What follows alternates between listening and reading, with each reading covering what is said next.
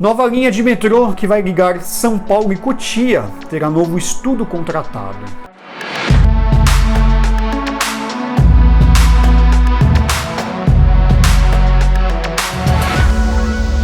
Fala pessoal, tudo bom? Eu sou Renato Lobo, você está no Via Trolebus, um canal especializado em mobilidade urbana. Aqui nós temos vídeos produzidos todos os dias sobre temas como trem, metrô, ônibus, principalmente sobre futuras linhas. Então, se você quer entender, quer estar a par desse tema de futuros projetos e não se inscreveu aqui no Via Trolebus, se inscreva e ative as notificações. Agora, se você já é inscrito, considere a opção de ser membro aqui no canal para ajudar eu a produzir mais conteúdos a respeito desse tema. Metrô de São Paulo publicou hoje no Diário Oficial do Estado que vai contratar empresa, o termo é grande aqui, empresa para prestar serviços técnicos especializados em geologia para acompanhamento técnico, assessoria e controle de qualidade das atividades de sondagens geológicas necessárias para o desenvolvimento do anteprojeto da linha 22 marrom, que vai ligar São Paulo até Cotia. Traduzindo, são dois termos diferentes aqui a respeito. Bom, sondagens geológicas são justamente as sondagens de solo importantes para a implantação de um eixo metroviário. A gente está tratando aqui de um eixo que muito provavelmente será construído em subterrâneo, isso é um ponto. As fundações das estações também requerem esse estudo de solo. Então esse trabalho, essa licitação é para contratar a empresa que foque nesse tipo de serviço na análise de solo. Anteprojeto de engenharia é uma fase importante onde é validados os dados para a implantação desse eixo metroviário. Só a grosso modo falando, eu sei que há mais fases em um projeto de uma implantação de uma linha metroviária, mas bem basicamente são 3 projetos, né? O primeiro é um projeto inicial da empresa, chamado termo. Primeiro, a empresa ela faz um estudo inicial sobre aquele futuro eixo metroviário, depois ela contrata o anteprojeto de engenharia, ou antigamente chamado como projeto funcional, onde ela reúne as informações, depois é contratado o chamado projeto básico, onde essas informações são validadas e são feitas de forma e são colhidas de forma mais precisa. Portanto, a gente está aí no segundo estágio a respeito desse futuro projeto e agora o metrô de São Paulo está contratando uma empresa para ajudar o trabalho de colhimento de informações do solo. É um pouco complexo, obviamente a instalação de uma linha de metrô é complexa, e aqui no Via Trolebus a gente acompanha esses passos que as operadoras dão para que você fique sabendo de verdade a implantação desses futuros eixos metroviários. Eu sei que quando a gente fala sobre futuras linhas, as pessoas são críticas com razão, porque essas linhas demoram para serem implantadas, mas a partir do momento que a gente sabe de fato o que está sendo feito, a nossa cobrança é muito mais efetiva.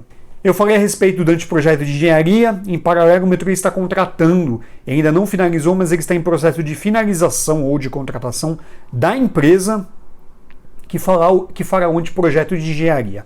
Falamos muitas vezes aqui no Via Trolebus a respeito da linha 22 marrom, inclusive tem uma playlist a respeito da linha 22, vou deixar o link dela aqui nos comentários e depois, no final do vídeo, esse link com a playlist da linha 22. Será um eixo metroviário que terá 29 km de extensão e 19 estações. Vai partir da estação Sumaré, lá na linha 2 verde, descer o eixo formado pela Teodoro Sampaio ou Cardeal Arco Verde, nunca sei qual que sobe e qual que desce, ou Avenida Rebouças, cruzando os bairros de Pinheiros, cruza a USP, atende 2 regiões de Osasco, não é a região da estação da Via Mobilidade, é a região oposta de Osasco, e depois chega em Cotia. Ela basicamente segue o eixo da rodovia Raposo Tavares, linha super importante. Se você for no horário de pico na Raposo Tavares, você vai entender o que eu estou dizendo a respeito desse futuro eixo metroviário. Informação importante, que eu já falei disso aqui no Via Trolebus, mas custa relembrar. O metrô, ele prevê metrô, abre aspas, mais leve na implantação desse futuro eixo metroviário.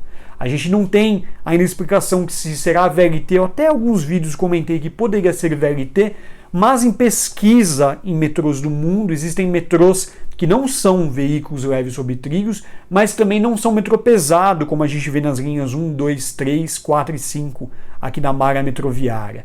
Pode ser um metrô intermediário, com vagões, o pessoal metroviário vai ficar bravo comigo, com carros menores e trens menores, mas não mas não uma dimensão de um VLT. Enfim, a gente ainda não sabe, porque essas informações estarão validadas aonde? Justamente no projeto de engenharia.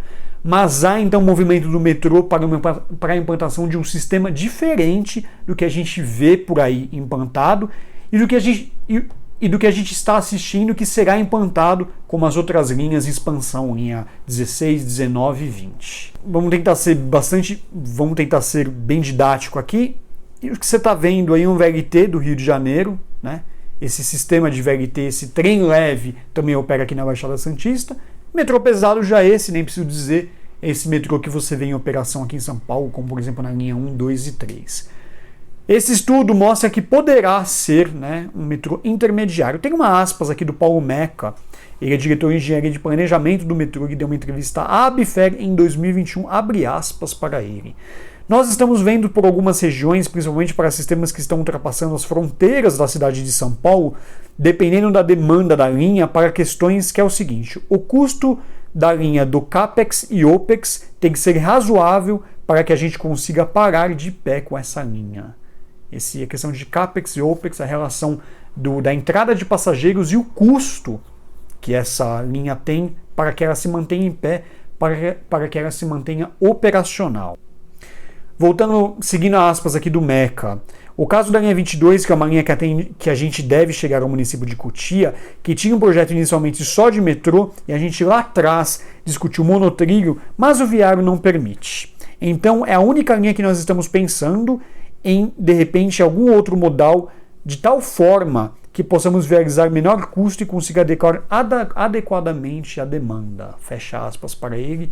Isso diz um pouco a respeito dessa eventual mudança de tecnologia, ou, repito aqui, uma tecnologia intermediária entre metrô e VLT implantado na linha 22.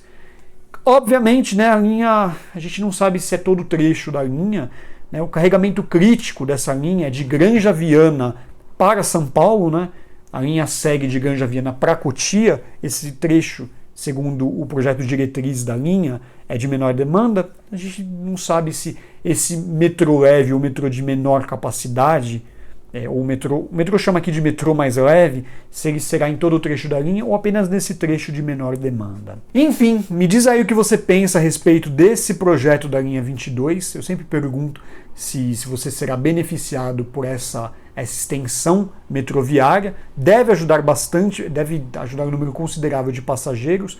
A estimativa mais recente do metrô é que a linha 22 transporte por dia 650 mil passageiros, é um número bastante grande, né?